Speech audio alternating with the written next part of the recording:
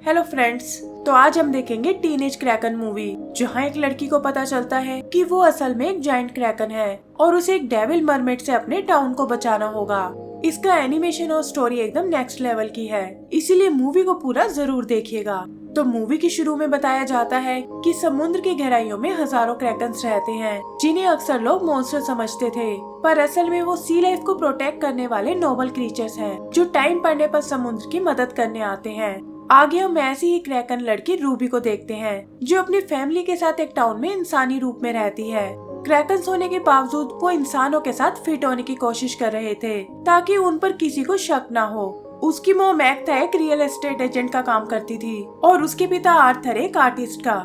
शुरू में लोग उनके अलग अपीयरेंस को लेकर बहुत क्यूरियस थे, पर उन्होंने सबको ये कहकर मना लिया कि वो कनाडा की एक पुरानी ट्राइब से है, जहाँ के लोगों का कलर थोड़ा ब्लूइश है। रूबी टाउन के ही कॉलेज में पढ़ती थी, जहाँ कुछ ही दिनों में प्रॉम पार्टी होने वाली है और वो भी इसमें पार्टिसिपेट करना चाहती थी, लेकिन उसकी मॉम इससे इनकार कर देती है। असल में प्रॉम पार्टी एक बोट पर होने वाली है और उसकी मॉम नहीं चाहती कि वो समुद्र के पास जाए, क्योंकि इससे उनका सीक्रेट बाहर आ सकता था। साथ ही वो उसे वॉर्न भी करती है कि समुद्र में कुछ मॉन्स्टर उन्हें मारना चाहते हैं, इसीलिए वो ये रिस्क नहीं ले सकती। फिर कॉलेज जाते हुए रूबी की मुलाकात कैप्टन गॉर्डन से होती है। वो इस टाउन में एक टूरिस्ट गाइड है, जो क्लेम करता है कि वो पहले भी क्रैकन्स को देख चुका है। उसे रूबी की फैमिली पर शुरू से ही शक था, लेकिन आज तक उसे उनके खिलाफ कोई सबूत नहीं मिला। आगे रूबी अपने फ्रेंड से मिलती है, जहाँ पता चलता है कि वो कॉनर नाम के एक लड़के को बहुत पसंद करती है, लेकिन चाहकर भी उसे प्रॉम के लिए अपना पार्टनर बनने को नहीं कह पाती।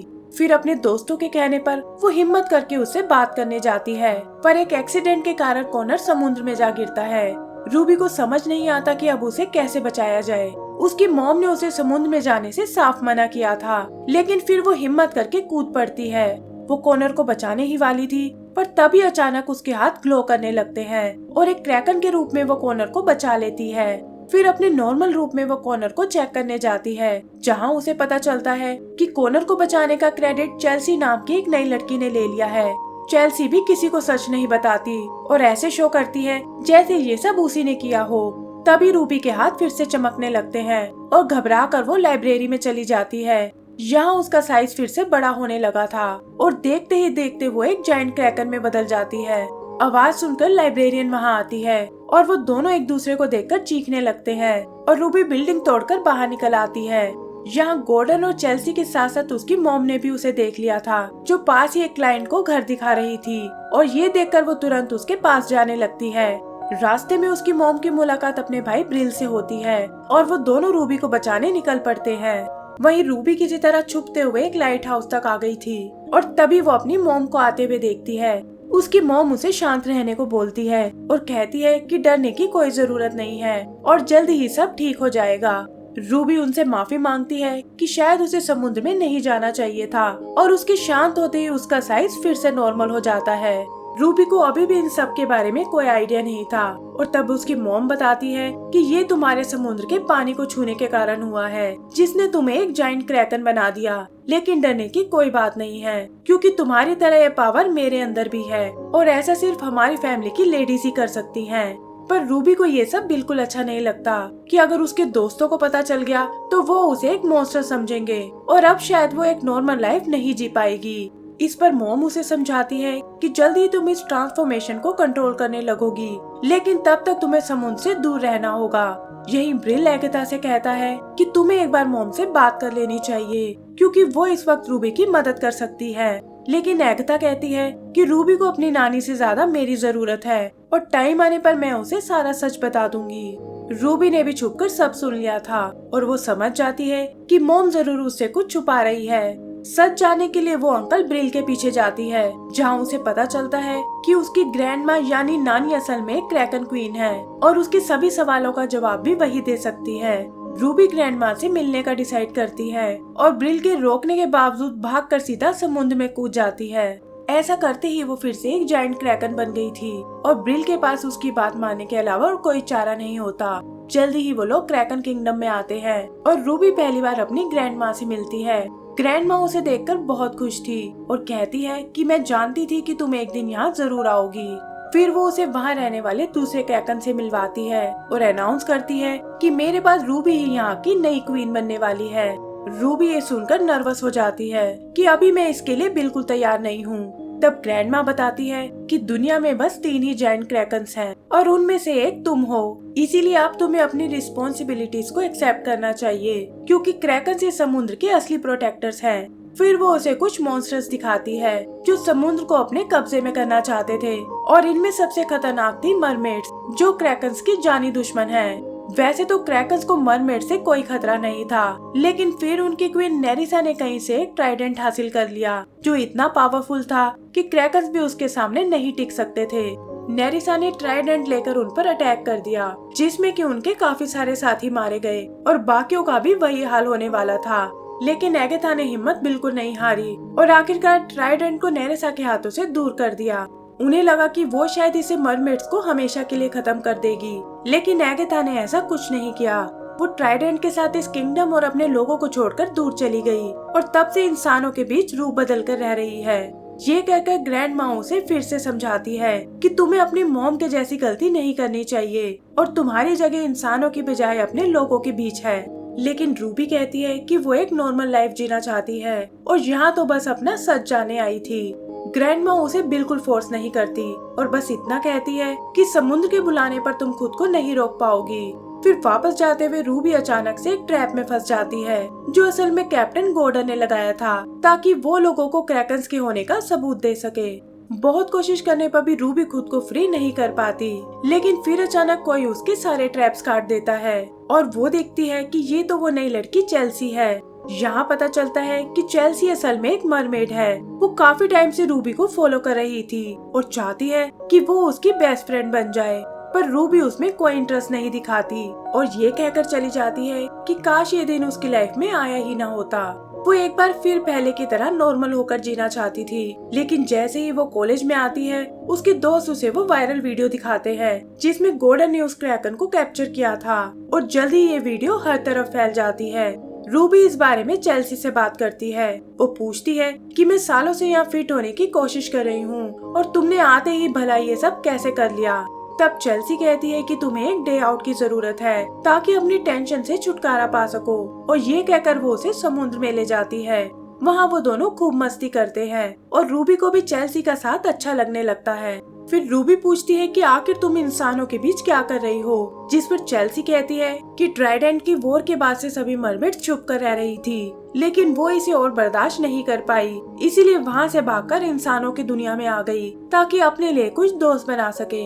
रूबी कहती है कि काश क्रैकन और मरमेड्स के बीच कोई दुश्मनी न होती, तब वो बिना डरे एक दूसरे की दोस्त बन सकती थी। चेल्सी भी उससे एग्री करती है और कहती है कि हम चाहे तो हिस्ट्री को बदल सकते हैं, पर उसके लिए हमें उस ट्राइडेंट को पाना होगा ताकि उसे लड़ाई की बजाय शांति का प्रतीक बना सके और इसे मरमेड्स को छुप कर भी नहीं रहना पड़ेगा।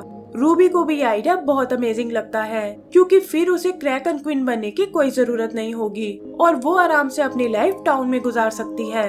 उधर गॉर्डन क्रैकन को ढूंढने के लिए एक टीम बना रहा था और एगाथा अपने हस्बैंड और ब्रिल को उसे ज्वाइन करने को बोलती है ताकि वो उसका ध्यान भटका सके।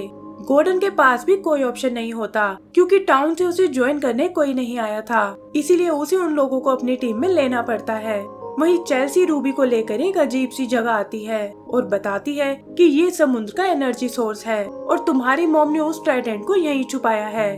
रूबी पूछती है कि ये सब तुम्हें कैसे पता चला, जिस पर चेल्सी बताती है कि उसकी मॉम असल में मरमेड क्वीन नेरिसा ही है जो ट्राइडेंट को वापस पाने के चक्कर में मारी गई थी। फिर वो रूबी को अंदर जाने को बोलती है और साथ ही वॉर्न करती है कि हर वेव की अपनी एक अलग फोर्स है और ना जाने इसमें कितनी वेव्स होंगी, इसीलिए एक जायंट क्रैकन ही इसे पार कर सकती है। चेक करने के लिए रूबी उसमें एक शिप को उठाकर फेंकती है जो वेव से टकराकर चकनाचूर हो गया था और वो समझ जाते हैं कि इसके लिए उन्हें मदद की जरूरत पड़ेगी। तब रूबी अपनी ग्रैंड माँ के पास जाती है ताकि अपने पावर्स को यूज करना सीख सके और ग्रैंड माँ को लगता है कि ऐसा शायद वो क्वीन बनने के लिए कर रही है। यही सोचकर वो उसे ट्रेनिंग देने लगती है और जल्दी ही रूबी अपनी पावर्स यूज करने में परफेक्ट हो जाती है। इन्हीं की मदद से वो अब वेल के सेंटर तक पहुंच चुकी थी, लेकिन ट्राइडेंट को बाहर नहीं निकाल पाती और वेव्स उसे वापस बाहर फेंक देती हैं। रूबी कहती है कि अब उसे अपनी मॉम से मदद मांगनी होगी क्योंकि वही थी जिन्होंने ट्राइडेंट को अंदर रखा था। उधर उसके डैड और अंकल गॉर्डन को उलझाने में लगे हुए थे और अपने पेट को एक बेट बनाकर गॉर्डन को उसके पीछे लगा देते हैं। गॉर्डन को लगता है कि ये शायद क्रैकन का ही बेबी है और उसे लेकर वो अपनी टीम से वापस टाउन में चलने को बोलता है। वहीं रूबी ने अपनी मॉम को सब बता दिया था कि चेल्सी असल में मरमेड क्वीन नेरेसा की बेटी है और वो लोग ट्राइडेंट को बाहर निकालना चाहते हैं। वो उसे अपनी और ग्रैंड माँ की मीटिंग के बारे में भी बताती है कि कैसे वो उसे ट्रेन कर रही थी। एगाथा ये सुनकर बहुत नाराज होती है कि तुम्हें मरमेड का यकीन नहीं करना चाहिए, लेकिन रूबी कुछ भी समझने को तैयार बिल्कुल नहीं थी। इसी वजह से उन दोनों में बहस होने लगती है और रूबी अपने जायंट रूप में आकर वहाँ से चली जाती है। इसके बाद एगाथा को हम क्रैकन पैलेस में देखते हैं, जहाँ वो ग्रैंड माँ को रूबी से दूर रहने को बोलती है और कहती है कि मैं उसे आपकी बातों में नहीं आने दूंगी। यहीं ग्रैंड माँ को चेल्सी और रूबी की दोस्ती के बारे में पता चलता है, लेकिन फिर वो बताती है कि नेरेसा की तो कोई बेटी ही नहीं थी और ये सुनकर एगाथा परेशान हो जाती है।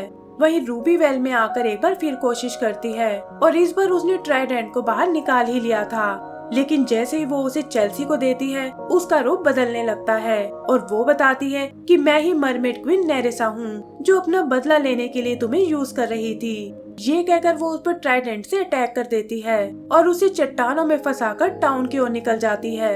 आगे का सीन टाउन का है, जहाँ प्रॉम पार्टी शुरू हो चुकी थी। तभी समुद्र से नेरेसा बाहर निकलती है जो यहाँ एगाथा से बदला लेने आई थी और एगाथा और ग्रैंड माँ उससे लड़ने लगते हैं।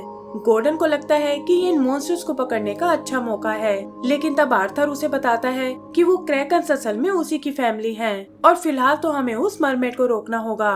उधर ब्रिल रूबी को ढूंढता हुआ उस वेल तक आता है और उसे बताता है कि तुम्हारी मॉम और ग्रैंडमा नेरेसा का मुकाबला करने गई हैं। ये सुनकर रूबी किसी तरह खुद को बाहर निकालती है और कहती है कि अब उस ट्राइडेंट को हमेशा के लिए नष्ट करने का टाइम आ गया है। वहीं एगाथा और ग्रैंडमा उस ट्राइडेंट का सामना नहीं कर पा रहे थे, लेकिन इससे पहले कि नेरेसा उन्हें जान से मार पाए रूबी उन्हें बचाने पहुंच जाती है। फिर हम उन दोनों के बीच एक जबरदस्त लड़ाई देखते हैं और इसी दौरान रूबी अपने दोस्तों की बोट को डूबने से भी बचाती है। फिर वो नेरेसा पर अपनी पावर का यूज करती है, जिससे ट्राइडेंट उसके हाथ से छूट जाता है। मौका देखकर रूबी अपनी मॉम के पास आती है और कहती है कि हम अपनी लेजर पावर से ट्राइडेंट को नष्ट कर सकते हैं, लेकिन इसके लिए हमें एक साथ अटैक करना होगा। वो तीनों ऐसा ही करती हैं और उनकी कंबाइंड लेजर पावर से ट्राइडेंट नष्ट हो जाता है। नेरेसा फिर से अपने छोटे साइज में आ गई थी और गॉर्डन अपने पिंजरे में उसे कैद कर लेता है। एगाथा रूबी से माफी मांगती है कि मुझे तुमसे सच नहीं छुपाना चाहिए था और अब तुम जैसे चाहो अपनी लाइफ वैसे जी सकती हो। रूबी अपने नॉर्मल रूप में आकर प्रॉम पार्टी में जाती है और फाइनली कॉनर को प्रपोज कर देती है। टाउन में सभी को उनकी असलियत का पता चल गया था, लेकिन अब उन्हें उनसे कोई प्रॉब्लम नहीं थी और वो सब एक बार फिर अपनी नॉर्मल लाइफ में वापस चले जाते हैं।